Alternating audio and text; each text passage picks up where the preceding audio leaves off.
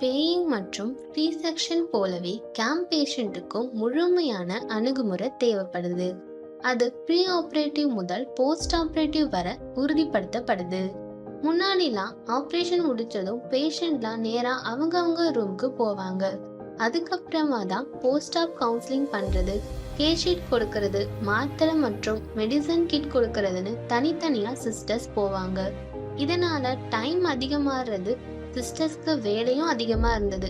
அது மட்டும் இல்லாம பேஷண்ட்ஸ் குழப்பமும் போதிய விழிப்புணர்வும் இல்லாததுனால உடல் ரீதியா தொந்தரவு வந்தா கூட தெரியப்படுத்த மாட்டாங்க. யார்கிட்டையும் சொல்லாம ஹாஸ்பிட்டலை விட்டு வெளியே கூட போயிடுறாங்க. இதனால நிறைய பிரச்சனைகள் கேம் பேஷண்ட்ஸ் பாத்துக்கிறதுல வந்தது.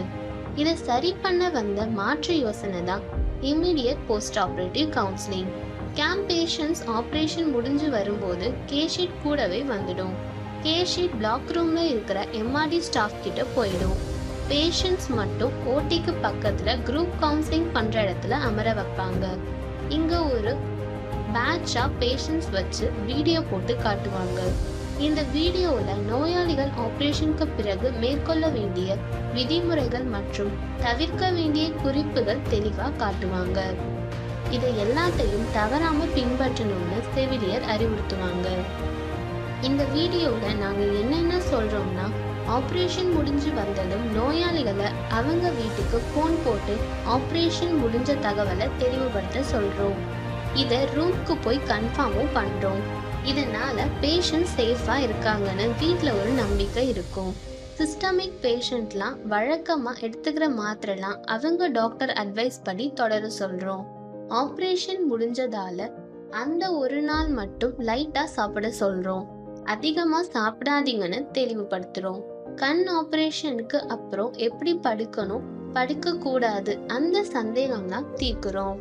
புகையில வெத்தலை பாக்கு போடுறது கொஞ்சம் நிறுத்த சொல்றோம். அவசர காரணமா வீட்டுக்கு போகணும்னா சிஸ்டர்ஸ் கிட்ட தெரியப்படுத்த சொல்றோம். இங்க இருக்கிற வரைக்கும் பேஷண்ட்ஸ்க்கோ இல்ல அட்டெண்டர்ஸ்க்கோ உடம்பு சரியில்லைன்னா உடனே எமர்ஜென்சி அழைப்புக்கு தொடர்பு கொள்ள முறைய சொல்றோம்.